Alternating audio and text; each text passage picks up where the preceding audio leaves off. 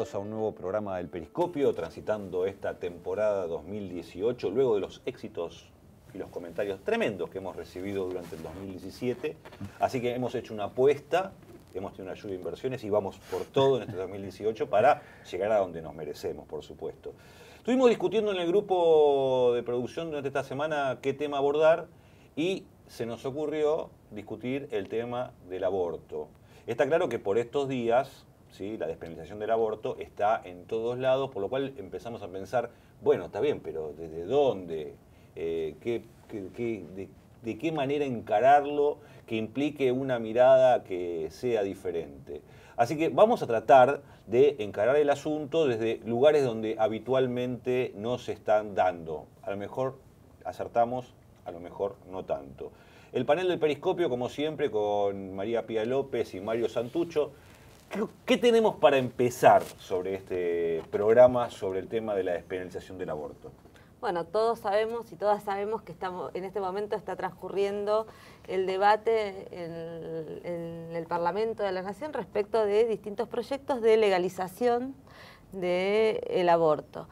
Eso en un contexto donde el gobierno nacional intentó de algún modo sumarse a un tema que el movimiento feminista y el movimiento de mujeres, lesbianas, transexuales venía reclamando, que era esta legalización, y el gobierno en algún momento, en un acto de oportunismo, dijo, bueno, nosotros también aceptamos abrir la discusión, y se genera esta situación que es bien inédita, porque por un lado muestra que hay un movimiento social muy amplio, que está moviéndose a las calles, que está poniendo una cantidad de personas en el Parlamento a dar argumentos, poner opiniones, etcétera. Y por otro lado, obliga también, me parece, a revisar, que es un poco la idea que teníamos para hoy, a revisar algo que tiene que ver con el orden de la práctica social más allá de la ley. ¿Por qué? Porque el aborto en Argentina tiene una larga historia en términos legales. Desde 1921 existe aborto por causales, es decir, aborto no punible por causales. Hay un movimiento muy importante que es la Campaña Nacional por el Derecho al Aborto, que es el movimiento que impulsa esta ley, pero también hay una red enorme en la sociedad civil de lo que se llama socorristas, que son activistas que acompañan otro tipo de abortos, y además hay instituciones públicas y distintas instancias de salud que también producen abortos seguros. Entonces, estamos en una situación donde el aborto se practica, se realiza, es uno de los métodos de control de la natalidad en Argentina. Prácticamente diría que todas y todos habremos pasado en algún momento o por un aborto o acompañando a alguien o juntando dinero para un aborto clandestino, pero es una práctica a la que se recurre habitualmente. Y entonces es interesante pensar más allá de la ley.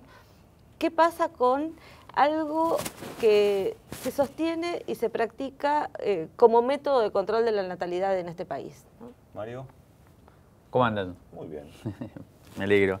No, bueno, yo un poco también, ya Pía introdujo, me parece muy bien el problema, así que para mí un poco lo que decía es cómo se hace para no bastardizar, no banalizar un debate que está planteado, por un lado, de una manera con mucha espectacularidad, y uno tiene la sensación también de que empieza a vaciarse un poco, ¿no? Que empieza el espectáculo, empieza a limar estos aspectos más urgentes, más importantes. Así que también un poco un programa como este debería servirnos para aprender mucho acerca del tema y para ver esos vericuetos menos puestos en juego. Así que yo entramos en una discusión diría que pasemos a los especialistas, donde todos terminamos opinando sobre cosas que no vivimos tan cercanamente en la cotidianidad, o por lo menos cuando se vive en una dimensión personalísima o de gente cercana, como decía Pía. Y entramos en discusiones de índole moral, de índole política, de índole ideológica, a veces dejando de lado lo que efectivamente ocurre. Es por eso que están con nosotros hoy aquí Patricia Rosenberg y Cecilia Cervo, que ellas fueron directora y directora adjunta de una maternidad del partido de Moreno, la maternidad Estela Carlotto, que queda en Trujuy. La primera pregunta de nosotros que tenemos posiciones tomadas, pero que a veces no estamos en una maternidad donde los líos efectivamente ocurren cotidianamente, queríamos preguntarles qué pasa en un día a día con la situación del aborto en un lugar como Trujuy y en el partido de Moreno. Bueno, En el día a día lo que pasa es que existe, digamos, ¿no? Las consultas de mujeres en el espacio que nosotras en ese momento llamamos de consejería, porque la historia, como decía Pía, la historia del aborto es legal desde 1921, pero la verdad es que los equipos de salud no fuimos acompañando desde ese momento a las mujeres con aborto. Lo que fue sucediendo anteriormente y ahora también es o que se realizaba de forma clandestina o que hasta conceptualmente los médicos nos formábamos pensando que el médico que hacía un aborto solamente lo hacía para lucrar ante una necesidad de la mujer. Y eso me parece que no es menor, porque conceptualmente también nos fue formando, no es una práctica que fue enseñada en la universidad, no fue una práctica de cuidado. Entonces, llegamos a un momento como hoy, donde por muchas situaciones, hasta por algunas políticas públicas que tenían que ver con la Ley de Educación Sexual Integral, con la Ley de Salud Sexual y Reproductiva, con la Ley de Identidad de Géneros. Hubo muchas leyes que a nosotros nos cambiaron las prácticas. La despenalización del aborto viene desde el año 1921, pero la verdad es que hubo un fallo que nos cambió las prácticas a los equipos de salud. Y no es menor, porque también en esto que vos decías, bueno, está lo ético, está lo moral, está lo ideológico y está lo que pasa, pero nosotros que estamos en lo que pasa, nos pasa lo ético, lo moral, lo ideológico, todo eso nos pasa. Y nos pasa en nuestra formación también y nos pasa en nuestra acción. Entonces, a lo mejor para compartir la experiencia de la maternidad, cuando nosotros iniciamos, que fue posterior al fallo FAL, veníamos trabajando antes en algo que se llamaba reducción de riesgos y daños. ¿Qué era la reducción de riesgos y daños? Era un programa que le habíamos tomado del HIV, era una política. ¿Qué había pasado en el HIV? Decían, bueno, las personas van a drogarse igual. Démosle una jeringa para que haya menos daño y no se contagien de VIH. De eso sale. Y entonces, ¿y qué se transformó en eso para las mujeres? Las mujeres van a abortarse igual. Digámosle cómo hacerlo de forma segura. Y en eso veníamos trabajando hasta el año 2010, con un montón de reparos. Y entonces lo podemos hacer, no lo podemos hacer. Le decimos, lo prescribimos, le damos la receta, lo firmamos. Y hacíamos cosas rarísimas pensando en las mujeres, pero le decíamos cómo hacerse un aborto con pastillas, que no podíamos garantizarle el acceso, pero no lo firmábamos, ¿no? Y lo firmaba un compañero. Le decíamos, yo te voy a decir cómo realizarse un aborto de forma segura, pero escribilo vos, porque si lo escribo yo, entonces esto puede ser que sea penalizable. No estoy hablando de cosas inéditas, estoy hablando hasta el 2010 digamos, ¿no? Porque después del fallo FAL, el FAL es, para contarlo rápido, es la madre de una chica de 16 años de Neuquén que queda embarazada producto de una violación de su padrastro, que piden la interrupción, piden en ese momento el aborto, ahora lo llamamos interrupción legal del embarazo, pero la verdad que pide el aborto, se interna en un lugar, el hospital dice nosotros no sabemos y le pregunta a un juez qué es lo que hacíamos en realidad en ese momento. El juez no sabe, lo manda al tribunal, efectivamente termina haciéndose el aborto de esta chica, pero entre la primera consulta y que se hace el aborto pasan como 9 semanas. Y Fal, la mamá de esta chica, continúa con la presentación judicial y la presentación llega a la Corte Suprema de Justicia y la Corte Suprema de Justicia empieza a decirnos un montón de cosas a los equipos de salud y a la sociedad en general interesantes. La primera es, ante una violación no le tienen que pedir permiso a nadie porque la violación, nuestro Código Penal aún hoy dice violación a mujer idiota o demente. El delito de violación hace que no importe cuál es la condición de la mujer, no cambia la condición. Pero además nos dice a nosotros, a los médicos, a los equipos de salud, ustedes no son la justicia y no son quienes tienen que determinar la veracidad de la violación, con lo cual alcanza con la palabra de la mujer. Y ya nos saca una enormidad de cosas que tiene denuncia, que no tiene denuncia.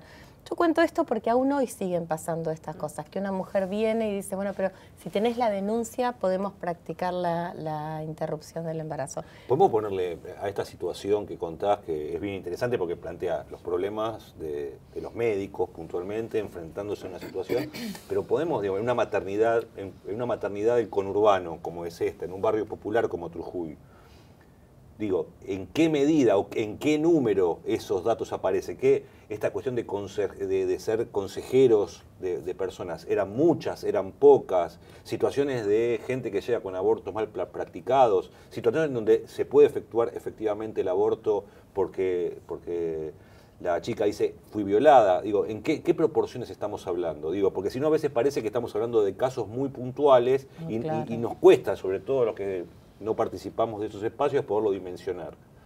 ¿Querés contar vos eso? Sí. A veces nos sucede también que necesitamos el número, digamos, como para sorprendernos un poco más. Pero es verdad que en esta cuestión cada una es importante. O sea, cuando hablamos de disminuir la mortalidad materna, la mortalidad de las mujeres, es interesante pensar que una a una valen, ¿no? Sí. De todas maneras, nosotras en el momento de apertura de la maternidad nos planteamos instalar una cultura organizacional diferente orientada a los derechos sexuales y reproductivos que estaban en nuestro marco normativo. Nos planteamos que adentro de la maternidad se pudiese garantizar tanto la ley de parto respetado como toda la ley de salud sexual integral. Y lo que tenía que ver también con la interrupción legal del embarazo. Eso fue un camino recorrido en lo que fue la modificación de nuestras propias prácticas y nuestros propios mecanismos de pensamiento. Aprendimos una práctica y ahora tenemos que hacer otra práctica.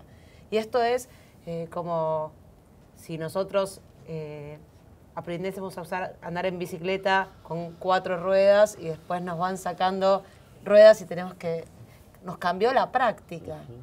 Entonces nos sentimos mucho más seguros en la práctica anterior y ahora tenemos que cambiar la práctica.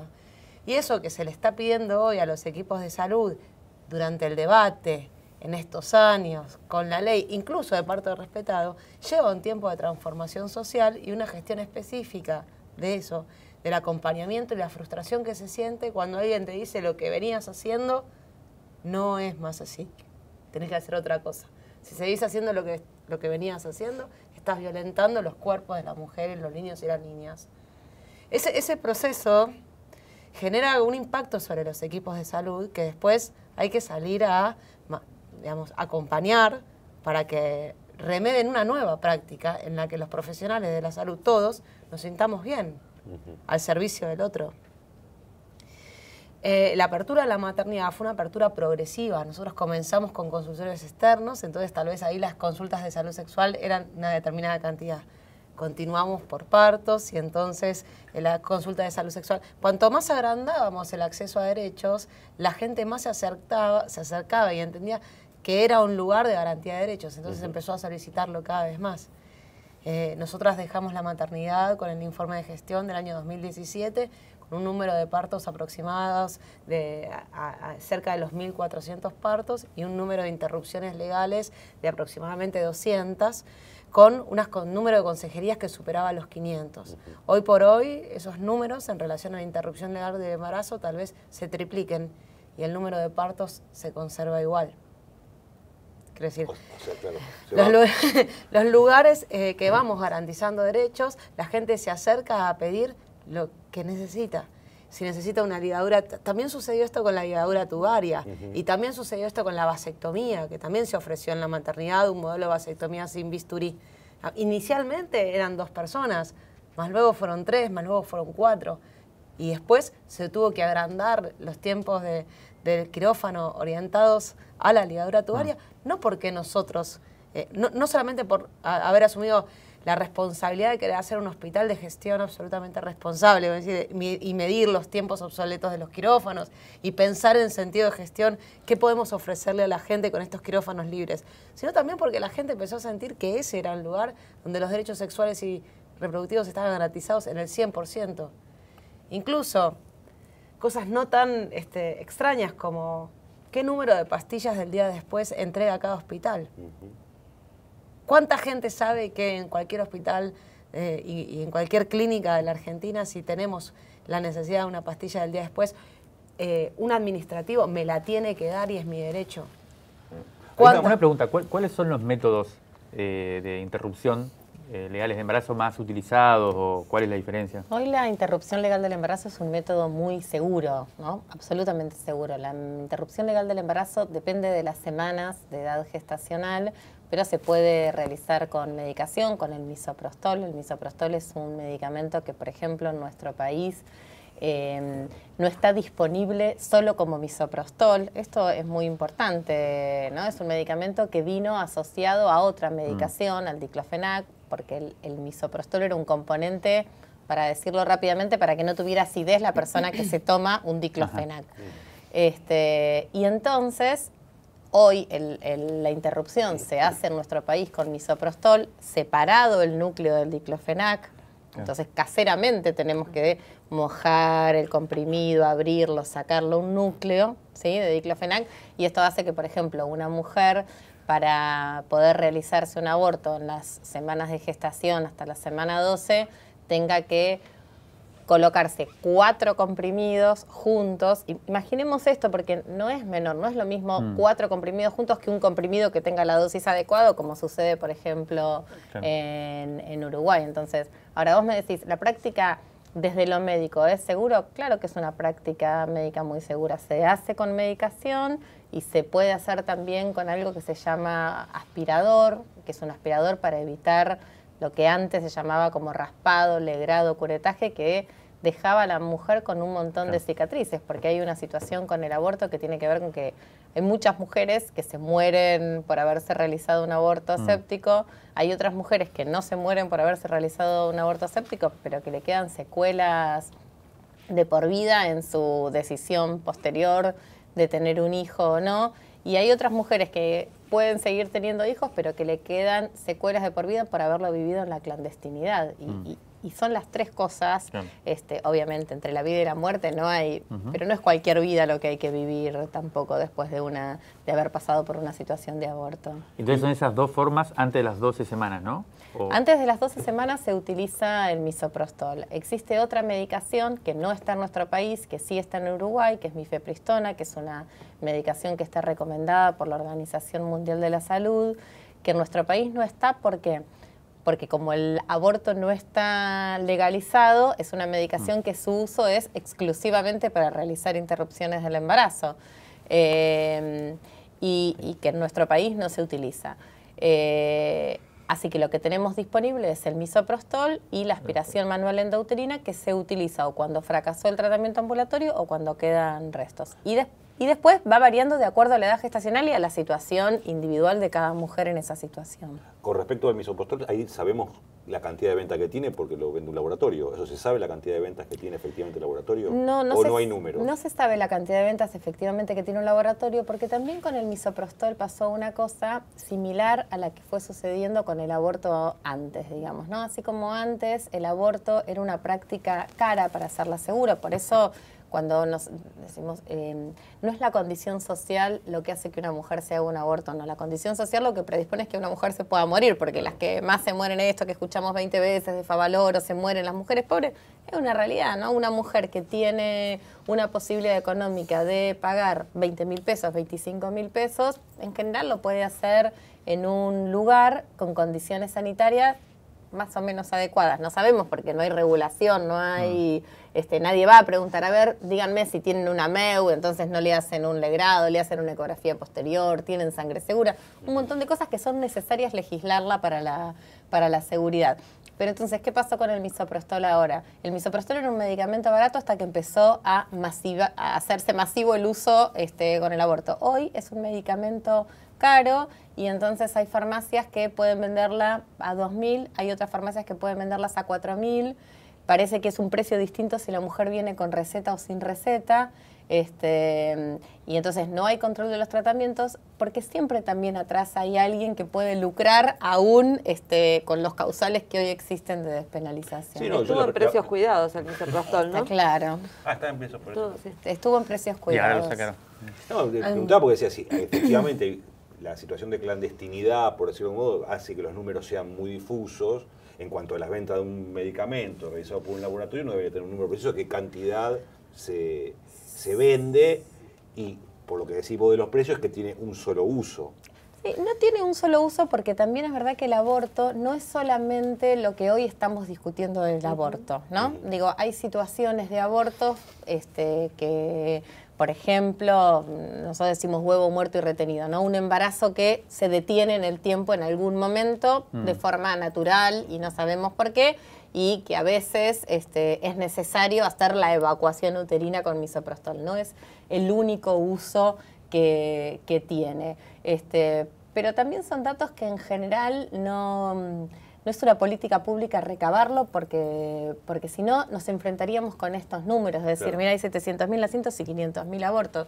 No todos los abortos se realizan con misoprostol, hay abortos espontáneos que no lo necesitan, pero la verdad que ahí sí es una cuestión que la política pública debería regular. El número que estamos hablando es de 1.200.000 embarazos, 700.000 llegan a término, 500.000 no. Exactamente. O sea, es un número lo suficientemente importante. Y de la gente que está a favor por la despenalización del aborto, ¿has escuchado algo que te irrita desde ese lugar, digamos, desde ese lugar? Los que están en contra me imagino, pero también debe haber personas que están a favor de la despenalización con argumentos que por ahí no te convencen demasiado. Sí, a mí a veces el a favor de la despenalización, no sé si yo creo que todo lo que suma para la causa suma, pero a veces me irrita la liviandad, digamos, ¿no? Después de haber acompañado a mujeres que pasan por un proceso de un aborto, que son individuales para cada una, ¿no? Hay para mujeres que esto es un evento más traumático, para algunas que es menos traumático,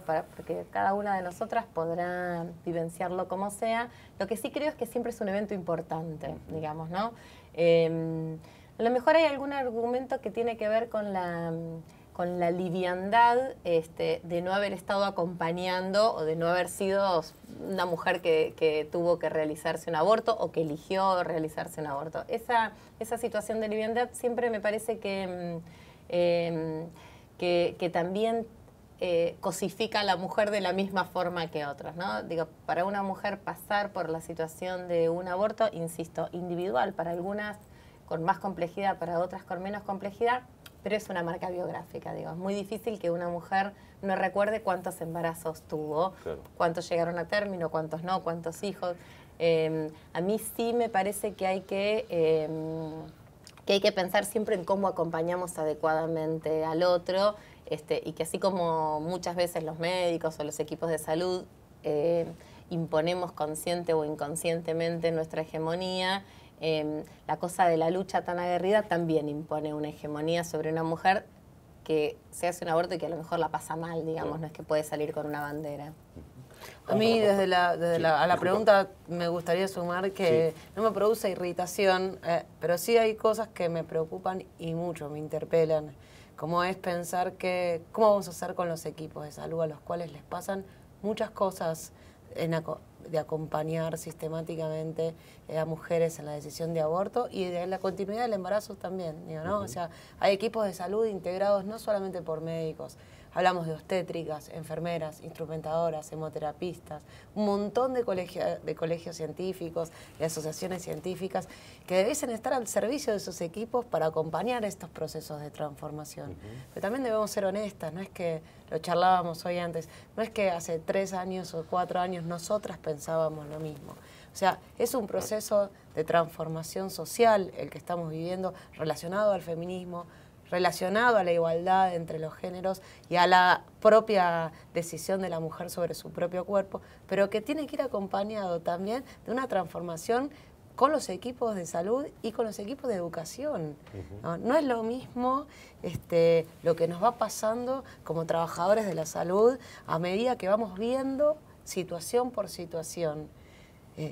Es muy posible que cuando uno empieza a escuchar a las mujeres en vivo y en directo, también las propias creencias, también las propias dobles morales, también los propios límites se van corriendo cuando sentís al otro y podés conseguir tener empatía con lo que sucede. De lo contrario es como un programa de opinión, claro. Decirte, o sea, opinemos sobre tal o cual cosa, ¿no? Entonces parece lo que pasa en el territorio es ver cómo muchos compañeros de muchos equipos de salud van atravesando esos distintos tiempos de la transformación, de la consolidación de equipos, con muchísima frustración. Y cuando están lo suficientemente maduros, probablemente estén muy estresados con lo que nosotros llamamos burnout o no pudiendo compartir con otros, odiando la interdisciplina, todo lo contrario a lo que se pretende.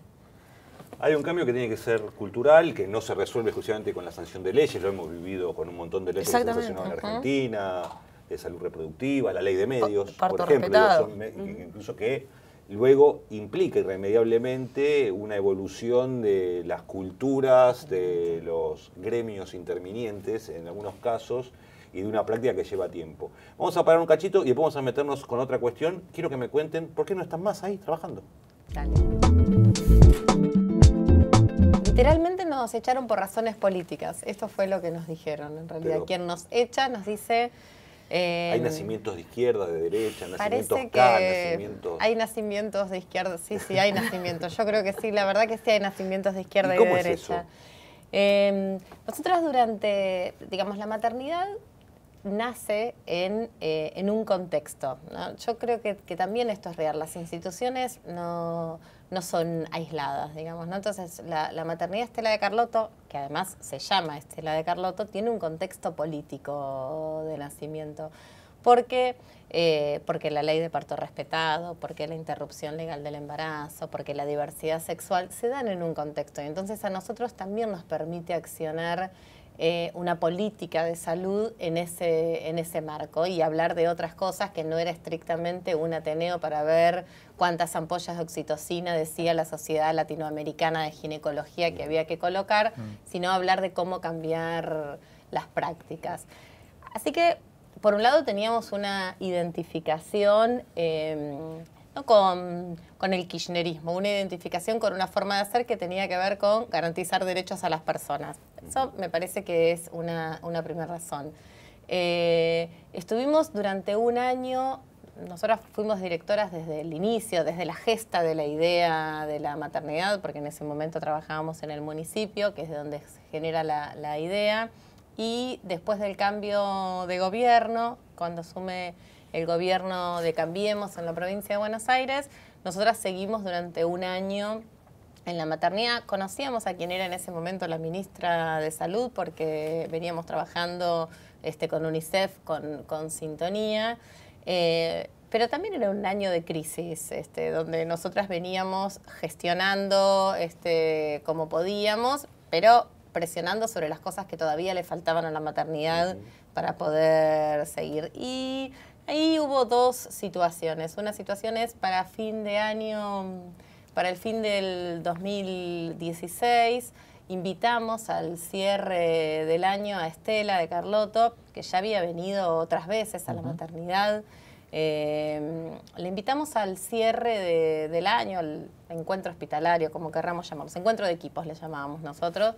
Y la verdad que cuando avisamos al ministerio, la ministra me pide que suspenda la visita porque no había pedido protocolarmente permiso, como correspondía. La maternidad se llama Estela de Carlotto. La maternidad se llama Estela de Carlotto. En la escuela San Martín no puede ir San Martín, más o menos. Sí, y además también hay que entender que no era un acto, digamos, no había un acto político, no venía nadie, no venía el intendente, no había ninguna cosa. Estela, de hecho, ese día viene con literalmente con una bolsa de bombones, digamos, ¿no? Para compartir un café con bombones. Éramos los equipos de trabajo y muchas mujeres, hombres y bebés que habían nacido en la maternidad, porque esa era la forma de nuestra gestión. Eso es a fines de noviembre, así que me llaman para decirle que suspenda o que vaya al ministerio. Es la gota que colma, ¿no? No era que era el único hecho de insurrección que teníamos nosotras como directoras, me parece, para ese tipo de hacer política. Y la verdad que después de una reunión, tuvimos en enero una reunión con quien era nuestro jefe inmediato, que era el director de hospitales, para decirnos que estaba absolutamente conforme con nuestro tipo de gestión, con las cuentas que rendíamos, con la planificación, con el uso de los recursos, que su aspiración era tener hospitales con este tipo de gestión para finalizar la gestión. Y 2 semanas después, la misma persona nos llamó para decirnos que debíamos dejar el cargo por razones políticas. Razones políticas. Cecilia, vos mencionabas algunos otros aspectos también. No, un poco los mencionaba recién a lo último Patricia. En realidad es que si no fuesen políticas no entendería la razón, y tiene que ver con que fuimos muy prolijas a lo que se puede, como vos decías, ¿no? En Trujuy, en el conurbano bonaerense, con las herramientas que teníamos, para dar respuestas todo el tiempo sobre nuestro trabajo y poder tener reportes sistemáticos. O sea, cada 6 meses, nos lo pedían o no, en el gobierno anterior y en este, sistemáticamente dábamos cuenta de cómo iban nuestras prestaciones, cómo iba el manejo de nuestros insumos, cómo era el manejo del dinero, digamos, justamente para que no haya ningún tipo de problemas, e incluso haciendo ejercicios sencillos como qué significa ser director ejecutivo y director asociado de un hospital público en la Argentina, cuáles son nuestras tareas regladas por la norma, porque las hay. Y lo que fue más complejo es haber hecho un ejercicio sistemático de cotejo sobre esta es mi tarea, esta es mi función, este es mi rol, y acá tenés los números de lo que logramos y lo que no. Y acá están nuestros errores también, porque por supuesto los hubo. Y aún así, digamos, haber sido despedidas de una manera extremadamente violenta, sin la correcta explicación, y a pesar de que públicamente estábamos dando cuenta para quien fuese, de que nuestro rol estaba cumplido tal y cual decía la norma. Esa situación de no... es desmotivante, es mentira que tenga que ver con dejarnos a nosotras sin trabajos, fue aleccionadora para muchos otros directores que nos vieron ir a encuentros de directores en la provincia de Buenos Aires con nuestros reportes, que se sorprendían, que nos llamaban para decirnos, hagámoslo con ustedes, y que después nosotras fuimos las desvinculadas.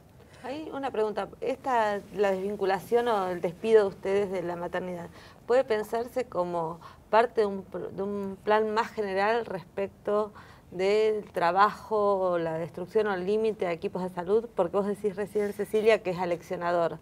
Me hago cargo de esa respuesta y digo lo que pienso. Nosotros no lo sabemos, ¿no? Porque tendríamos que estar en la cabeza de otros que pensaron esto, que es mucho más que dejarnos sin trabajo a nosotras, digamos, porque ya les digo, era tan extraña la situación de que nos hubiesen desvinculado. ¿Y hubo cambios políticos en la maternidad, Estela Carlotto, puntualmente de la salida y con la asunción de nuevas autoridades? ¿Cambian los números, cambian las situaciones? A la semana de que nos desvincularon, otra colega asumió el rol que duró 2 semanas y se pidió una licencia por ataque de pánico. La maternidad estuvo 1 mes sin conducción y luego gente de adentro de la maternidad de nuestros equipos fueron las autoridades. Que son autoridades que aún hoy, 1 año después de haber asumido, no tienen nombramiento ni cobran por esa función, solamente la ejercen. Ajá. No, la pregunta es también porque pensando ese contexto en el que es tan difícil construir nuevas prácticas de los equipos de salud, ¿no? Y que esas prácticas impliquen consideración de derechos de las personas que acceden a los equipos de salud, es preocupante la sensación de que por un lado se esté discutiendo una ley y por otro lado haya formas cada vez más restrictivas o se orienten de otro modo las prácticas. Yo con ¿no? respecto a la pregunta anterior me quedo ahí Sí. con la justificación de lo que vos decías, ¿por qué? ¿No? O cuál es el derecho del amedrentamiento. Y creo que tiene que ver con que el equipo de la maternidad lo logró. Y hay que tener mucho ego, o sea, un manejo del ego muy grande y de la soberbia. Y eso hoy no se ve en la política partidaria. Y muchas veces no se ve en la política pública. Ese equipo logró un cambio de prácticas muy, muy transformador. Hoy lo están logrando, lo tienen, son distintos. El aleccionador, ¿en qué sentido sería? A que no cambiemos, a que continuemos creyendo en el modelo médico hegemónico, a que continuemos mecanizando la práctica Porque las médica. autoridades hoy que dirigen el supuesto. ministerio tienen mucho más que ver con esas Exacto. prácticas. ¿Por qué No es no? tanto por un Sí. problema ideológico. Yo creo, mira, me encantaría kirchnerismo, decir, ¿no? yo creo que hay un problema ideológico, digamos, ¿no? Yo sí creo que hay un problema ideológico, pero no solo partidario, Claro. sino ideológico en el ejercicio de las libertades, de las autonomías. Ese me parece que es el problema más ideológico. El problema ideológico no es si teníamos, si era más kirchnerista o menos kirchnerista. Claro. Yo creo que tiene que ver con las prácticas. También creo que hay otra frase que a mí me gusta mucho que es, hay más boludos que fantasmas, digamos, ¿no?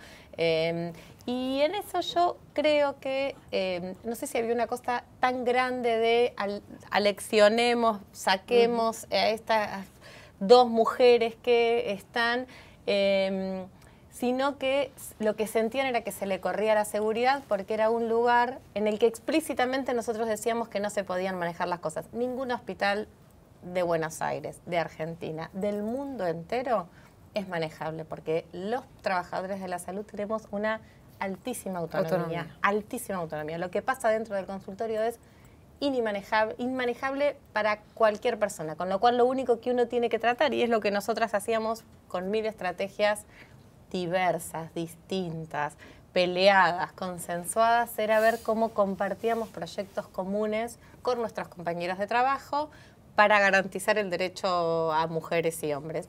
Eso. Si teníamos algunos ítems comunes, ahora después no se manejan los hospitales, y esto me parece que en el Ministerio lo que pasó es que nosotros explicitábamos esta situación. Hay una alta autonomía, logremos consenso, mostremos errores, pero no el error pensado solo desde la calidad, sino el error como práctica humana, aprendamos de los otros, tengamos a la comunidad, de verdad hagamos un hospital que sea de la comunidad, que esté inserto, que las mujeres y los hombres tengan decisiones sobre en qué se gasta el dinero. Y eso me parece que es desestabilizante, digamos. Y en este gobierno donde se quiere dar sensación de gestión total, de control total, de manejo total, es más desestabilizante que en otros. Es muy perturbador sentir que uno no maneja las cosas, pero es la vida. O sea, ¿vos notás más eso que un cambio en la política general de salud en la provincia de Buenos Aires? A mí me parece que la política general de salud de la provincia de Buenos Aires tiene desde que ingresó una clara desafectación de política pública. Digamos, lo que pasa hoy en la política pública de Buenos Aires, digamos, estamos a 15 días de entrar en lo que nosotros llamamos el IRA, las infecciones respiratorias agudas bajas, y todavía no hay nada explicitado con interrupción legal del embarazo.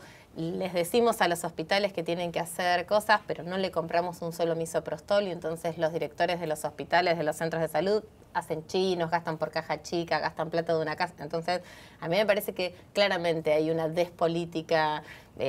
Cuando vos ves en qué se gastan los recursos del ministerio, se gastan en las guardias, ¿no? Entonces hay guardias que cambiaron ediliciamente, que hay inversión en la guardia. Ahora, la inversión en la guardia, que muchas veces es muy necesaria, de lo que te habla es que la salud es solo la inmediatez, ¿no? La consulta de lo urgente, y que no es una política pública tal como nosotros la concebimos, que la salud tiene todo otro trasfondo social de derechos mucho más interesante que solamente resolver la necesaria consulta de guardia. No decimos que no, cuando alguien tiene una urgencia, la mujer que tiene su hijo con fiebre, el hombre que tiene su hijo con fiebre, quiere que lo atiendan y que lo atiendan bien. No hay duda alguna que eso tiene que suceder.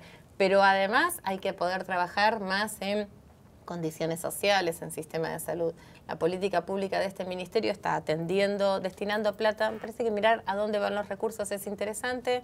Plata, remodelar las guardias. Los únicos nombramientos que salen son los reemplazos de guardia, efectivamente, y no en el armado de un sistema de salud. ¿Echaron muchos directores de clínicas durante esta gestión en la provincia de Buenos Aires, o fueron ustedes el único caso? No, cambiaron muchos directores de hospitales. La verdad es que también el cambio de directores de hospitales, desde que nosotras ingresamos en ese año que estuvimos compartiendo esta gestión, yo creo que cambió más del 50%. ¿Por las mismas razones? No, ninguno por las mismas razones, por lo menos no explicitadas así, porque eran otros perfiles de directores. La verdad que en general se nombraron directores más hombres que mujeres, de más de 50 años y más ortodoxamente médicos. ¿Vosotros tenéis algo para preguntar aquí? Una última duda. ¿Cómo fue vista la gestión de ustedes por la corporación médica? Si es que podríamos hablar algo así en esos términos de corporación. ¿Cómo la corporación médica los veía a ustedes? Es decir, pensando como corporación, un dispositivo de enunciación, de trato, muy molestas. Claramente éramos molestas, digamos, ¿no? Nosotros muchas veces discutimos entre nosotras si hacer algo tan contracultural como fue la maternidad en todos, en derechos sexuales, en parto respetado, en demostrar que la intervención que hacíamos sobre los cuerpos de las mujeres atentaba contra las mismas mujeres. La maternidad tenía para un indicador duro, no sé, un índice de cesárea del 12%, en el país es cerca del 30%, y OMA, para tener una obra social de la provincia de Buenos Aires, tiene el 80%, hay prepagas que tienen el 95% de cesáreas. Sí, nosotras éramos molestas, ¿no? Estaba claro, nosotras discutíamos mucho si hacer algo contracultural tenía sentido o no, para no pensar que lo único que nos importaba era lo que sucediera con la maternidad. Si esa forma de hacer no se replica en el resto, pierde sentido, porque pierde fuerza y porque termina siendo como un proyecto de una ONG, y nosotros somos un hospital público y necesitábamos ser parte de un sistema, digamos. La maternidad tiene estos indicadores porque hay un sistema de salud que acompaña. Cuando nos echaron, nos llamaron, digo, para los números que a nosotras nos gustan tanto, no sé, nos llamaron muchísimos más compañeros de otros lugares que directores de hospitales solidarizándose con nosotros, digamos. O nosotros no tuvimos, no sé, tuvimos otras ofertas laborales, pero ninguna de las dos, una oferta laboral de ningún director de hospital que diga, bueno, vengan que las queremos acá. Nos solidarizamos. Ahí sí, Mario.